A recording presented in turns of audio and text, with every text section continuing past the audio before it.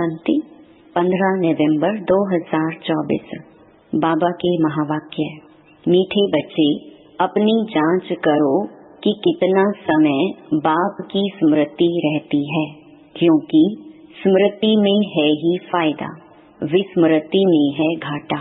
प्रश्न: इस पाप आत्माओं की दुनिया में कौन सी बात बिल्कुल असंभव है और क्यों?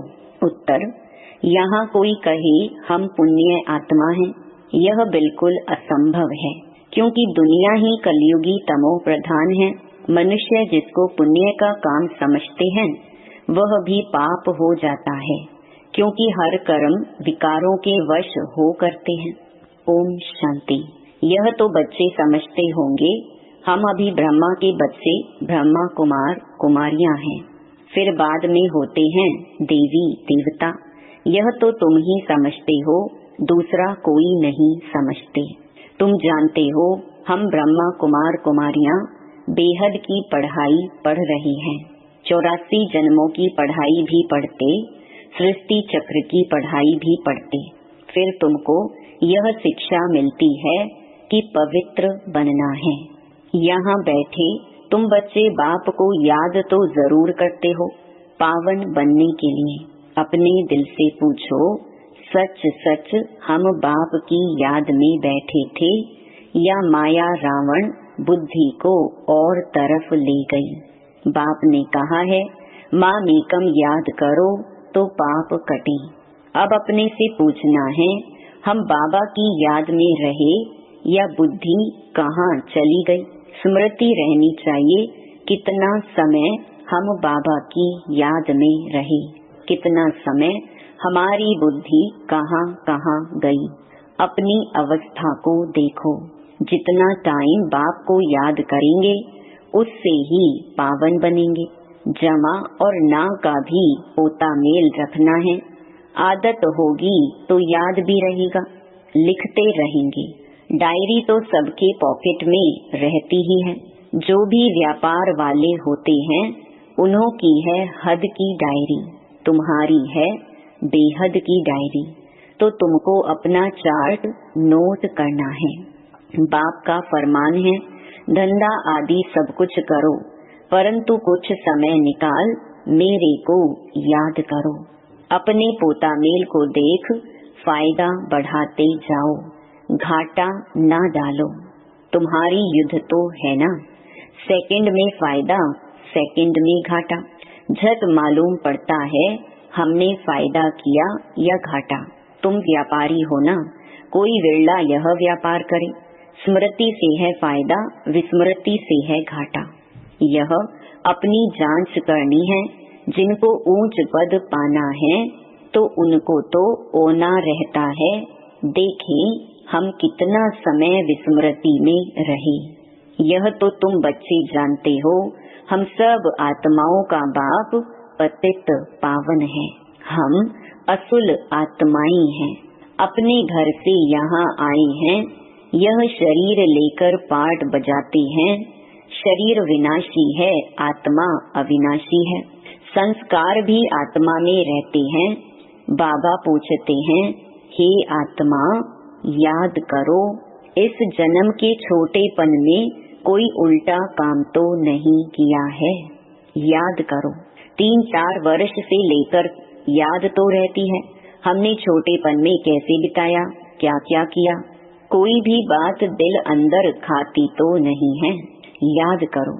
सतयुग में पाप कर्म होते ही नहीं तो पूछने की बात नहीं रहती। यहाँ तो पाप होते ही हैं। मनुष्य जिसको पुण्य का काम समझते हैं वह भी पाप ही है। यह है ही पाप आत्माओं की दुनिया। तुम्हारी लेन देन भी है पाप आत्माओं से। पुण्य आत्मा यहाँ है ही नहीं। पुण्य आत्माओं की दुनिया में फिर एक भी पाप आत्मा नहीं। पाप आत्माओं की दुनिया में एक भी पुण्य आत्मा नहीं हो सकती। जिन गुरुओं के चरणों में गिरते हैं वह भी कोई पुण्य आत्मा नहीं है। यह तो है ही कलयुग, सो भी तमो प्रधान। तो इसमें कोई पुण्य आत्मा होना ही असंभव है। पुण्य आत्मा बनने लिए ही बाप को बुलाते हैं। कि आकर हमको पावन आत्मा बनाओ। ऐसे नहीं, कोई बहुत दान पुण्य आदि करते हैं, धर्मशाला आदि बनाते हैं, तो वह कोई पुण्य आत्मा है? नहीं। शादियों आदि के लिए हॉल आदि बनाते हैं, यह कोई पुण्य थोड़ी है। यह समझने की बातें हैं। यह है रावण राज्य, पाप आत्माओं की आसुरी दुनिया। इन बातों को सिवाय तुम्हारे और कोई नहीं जानते। रावण भल है परंतु उनको पहचानते थोड़े ही हैं। शिव का चित्र भी है परंतु पहचानते नहीं हैं। बड़े बड़े शिवलिंग आदि बनाते हैं, फिर भी कह देते नाम रूप से न्यारा है, सर्वव्यापी है। इसलिए बाप ने कहा है यदा यदा ही धर्मस्य ग्लानिर्भवति भारत। भारत में ही शिव बाबा की ग्लानि होती है। जो बाप तुमको विश्व का मालिक बनाते हैं, तुम मनुष्य मत पर चल उनकी कितनी ग्लानि करते हो। मनुष्य मत और ईश्वरीय मत का किताब भी है ना, यह तो तुम ही जानते हो और समझाते हो। हम श्रीमत पर देवता बनते हैं, रावण मत पर फिर आसुरी मनुष्य बन जाते हैं। मनुष्य मत को आसुरी मत कहा जाएगा, आसुरी कर्तव्य ही करते रहते हैं। मूल बात ईश्वर को सर्वव्यापी कह देते। कच्छ अवतार मत्स्य अवतार तो कितने आसुरी छी बन गए हैं। तुम्हारी आत्मा कच्छ मत्स्य अवतार नहीं लेती, मनुष्य तन में ही आती है। अभी तुम समझते हो हम कोई कच्छ मत्स्य थोड़े ही बनते हैं, 84 लाख योनि थोड़े ही लेते हैं। अभी तुमको बाप की श्रीमत मिलती है, बच्चे तुम 84 जन्म लेते हो। 84 और 84 लाख का क्या परसेंटेज कहेंगे? झूठ तो पूरा झूठ, सच की रत्ती नहीं। इनका भी अर्थ समझना चाहिए। भारत का हाल देखो क्या है। भारत सचखंड था, जिसको हेवन ही कहा जाता था। आधा कल्प है राम राज्य, आधा कल्प है रावण राज्य। रावण राज्य को आसुरी संप्रदाय कहेंगे।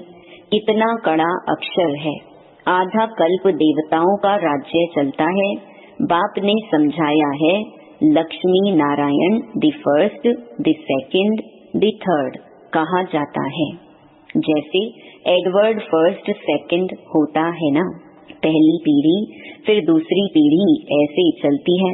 तुम्हारा भी पहले होता है सूर्यवंशी राज्य, फिर चंद्रवंशी। बाप ने आकर ड्रामा का राज भी अच्छी रीति समझाया है। तुम्हारे शास्त्रों में यह बातें नहीं थी। कोई कोई शास्त्रों में थोड़ी लकीरें लगाई हुई हैं, परंतु उस समय जिन्होंने पुस्तक बनाई है उन्होंने कुछ समझा नहीं है। बाबा भी जब बनारस गए थे उस समय यह दुनिया अच्छी नहीं लगती थी। वहाँ सारी दीवारों पर लकीर बैठ लगाते थे। बाप यह सब कराते थे, परंतु हम तो उस समय बच्चे थे ना, पूरा समझ में नहीं आता था। बस कोई है जो हमसे यह कराता है। विनाश देखा तो अंदर में खुशी भी थी। रात को सोते थे तो भी जैसे उड़ते रहते थे, परंतु कुछ समझ में नहीं आता था। ऐसे ऐसे लकीरें खींचते रहते थे। कोई ताकत है जिसने प्रवेश किया है। हम वंडर खाते थे। पहले तो धंधा आदि करते थे, फिर क्या हुआ, कोई को देखते थे और झट ध्यान में चले जाते थे। कहता था यह क्या होता है, जिसको देखता हूँ उनकी आंखें बंद हो जाती हैं। पूछते थे क्या देखा, तो कहते थे वैकुंठ देखा, कृष्ण देखा। यह भी सब समझने की बातें हुई ना, इसीलिए सब कुछ छोड़कर बनारस चले गए समझने लिए। सारा दिन बैठा रहता था, पेंसिल और दीवार और कोई धंधा ही नहीं। बेबी थे ना, तो ऐसे ऐसे जब देखा तो समझा अब यह कुछ करना नहीं है, धंधा आदि छोड़ना पड़ेगा। खुशी थी, यह गदाई छोड़नी है। रावण राज्य है ना, रावण पर गधे का शीश दिखाते हैं ना, तो ख्याल हुआ यह राजाई नहीं गदाई है। गधा घड़ी घड़ी मिट्टी में लथेड़कर धोबी के कपड़े सब खराब कर देता है। बाप भी कहते हैं तुम क्या थे अब तुम्हारी क्या अवस्था हो गई है। यह बाप ही बैठ समझाते हैं और यह दादा भी समझाते हैं, दोनों का चलता रहता है। ज्ञान में जो अच्छी रीति समझाते हैं वह तीखे कहेंगे, नंबरवार तो है ना।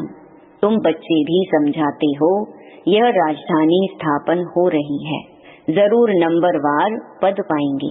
आत्मा ही अपना पाठ कल्प कल्प बजाती है, सब एक समान ज्ञान नहीं उठाएंगे। यह स्थापना ही वंडरफुल है, दूसरे कोई स्थापना का ज्ञान थोड़े ही देते हैं। समझो, सिख धर्म की स्थापना हुई, शुद्ध आत्मा ने प्रवेश किया, कुछ समय के बाद सिख धर्म की स्थापना हुई। उन्हों का हेड कौन? गुरु नानक। उसने आकर जप साहिब बनाया। पहले तो नई आत्माएं ही होंगी, क्योंकि पवित्र आत्मा होती है। पवित्र को महान आत्मा कहते हैं। सुप्रीम तो एक बाप को कहा जाता है, वह भी धर्म स्थापन करते हैं तो महान कहेंगे, परंतु नंबरवार पीछे पीछे आते हैं। 500 वर्ष पहले एक आत्मा आई, आकर सिख धर्म स्थापन किया। उस समय ग्रंथ कहाँ से आएगा? जरूर सुखमणि, जप साहिब आदि बाद में बनाए होंगे ना। क्या शिक्षा देते हैं? उमंग आता है तो बाप की बैठ महिमा करते हैं, बाकी यह पुस्तक आदि तो बाद में बनते हैं जब बहुत हो। पढ़ने वाले भी चाहिए ना, सबके शास्त्र पीछे बने होंगे। जब भक्ति मार्ग शुरू हो तब शास्त्र पढ़े। ज्ञान चाहिए ना। पहले पहले सतो प्रधान होंगे, फिर सतो रजो तमो में आते हैं। जब बहुत वृद्धि हो तब महिमा हो और शास्त्र आदि बने, नहीं तो वृद्धि कौन करे? फॉलोअर्स बने ना। सिख धर्म की आत्माएं आवे जो आकर फॉलो करें, उसमें बहुत टाइम चाहिए। नई आत्मा जो आती है उनको दुख तो हो नहीं सकता, लॉ नहीं कहता। आत्मा सतो प्रधान से सतो रजो तमो में आवे तब दुख हो, लॉ भी है ना। यहाँ है मिक्सअप। रावण संप्रदाय भी है तो राम संप्रदाय भी है। अभी तो संपूर्ण बने नहीं हैं, संपूर्ण बनेंगे तो फिर शरीर छोड़ देंगे। कर्मातीत अवस्था वाले को कोई दुख हो न सके, वह इस छीछी दुनिया में रह नहीं सकते। वह चले जाएंगे, बाकी जो रहेंगे वह कर्मातीत नहीं बने होंगे। सब तो एक साथ कर्मातीत हो नहीं सकते। भल विनाश होता है तो भी कुछ बचेंगे, प्रलय नहीं होती। गाते भी हैं राम गयो रावण गयो। रावण का बहुत परिवार था, हमारा परिवार तो छोटा है, वह कितने ढेर धर्म है। वास्तव में सबसे बड़ा हमारा परिवार होना चाहिए, क्योंकि देवी देवता धर्म सबसे पहला है। अभी तो सब मिक्सअप हुए हैं तो क्रिश्चियन बहुत बन गए हैं। जहाँ मनुष्य सुख देखते हैं, पोजीशन देखते हैं, तो उस धर्म के बन जाते हैं। जब जब पोप आता है तो बहुत क्रिश्चियन बनते हैं, फिर वृद्धि भी बहुत होती है। सतयुग में तो है ही एक बच्चा एक बच्ची, और कोई धर्म की ऐसे वृद्धि नहीं होती। अभी देखो सबसे क्रिश्चियन तीखे हैं, जो बहुत बच्चे पैदा करते हैं उनको इनाम मिलता है, क्योंकि उन्हों को तो मनुष्य चाहिए ना, जो मिलिट्री लश्कर काम में आएगा। हैं तो सब क्रिश्चियन, रशिया अमेरिका सब क्रिश्चियन हैं। एक कहानी है, 2 बंदर लड़े, माखन बिल्ला खा गया। यह भी ड्रामा बना हुआ है। आगे तो हिंदू मुसलमान इकट्ठे रहते थे, जब अलग हुए तब पाकिस्तान की नई राजाई खड़ी हो गई। यह भी ड्रामा बना हुआ है। 2 लड़ेंगे तो बारूद लेंगे, धंधा होगा। ऊंच से ऊंच उन्हों का यह धंधा है, परंतु ड्रामा में विजय की भावी तुम्हारी है। 100% सर्टेन है, तुम्हें कोई भी जीत नहीं सकते। बाकी सब खत्म हो जाएंगे। तुम जानते हो नई दुनिया में हमारा राज्य होगा, जिसके लिए ही तुम पढ़ते हो, लायक बनते हो। तुम लायक थे, अब ना लायक बन पड़े हो, फिर लायक बनना है। गाते भी हैं पतित पावन आओ, परंतु अर्थ थोड़ी समझते हैं। यह है ही सारा जंगल, अब बाप आई हैं, आकर कांटों के जंगल को गार्डन ऑफ फ्लावर बनाते हैं। वह है डेटी वर्ल्ड, यह है डेविल वर्ल्ड। सारी मनुष्य सृष्टि का राज समझाया है। तुम अभी समझते हो हम अपने धर्म को भूल धर्म भ्रष्ट हो गए हैं। तो सब कर्म विकर्म ही होते हैं। कर्म विकर्म अकर्म की गति बाबा तुमको समझा कर गए थे। तुम समझते हो बरोबर कल हम ऐसे थे, फिर आज हम यह बनते हैं। नजदीक है ना। बाबा कहते हैं कल तुमको देवता बनाया था, राज्य भाग्य दिया था, फिर सब कहाँ किया। तुमको स्मृति आई है भक्ति मार्ग में हमने कितना धन गंवाया है। कल की बात है ना। बाप तो आकर हथेली पर बहिष्ट देते हैं, यह ज्ञान बुद्धि में रहना चाहिए। बाबा ने यह भी समझाया है, यह आँखें कितना धोखा देती हैं। क्रिमिनल आई को ज्ञान से सिविल बनाना है। अच्छा, मीठे मीठे सिकिलधे बच्चों प्रति माता पिता बाप दादा का याद प्यार और गुड मॉर्निंग। रूहानी बाप की रूहानी बच्चों को नमस्ते। धारणा के लिए मुख्य सार। पहला, अपनी बेहद की डायरी में चार्ट नोट करना है कि हमने याद में रहकर कितना फायदा बढ़ाया। घाटा तो नहीं पड़ा। याद के समय बुद्धि कहाँ कहाँ गई। दूसरा, इस जन्म में छोटेपन से हमसे कौन कौन से उल्टे कर्म अथवा पाप हुए हैं वह नोट करना है।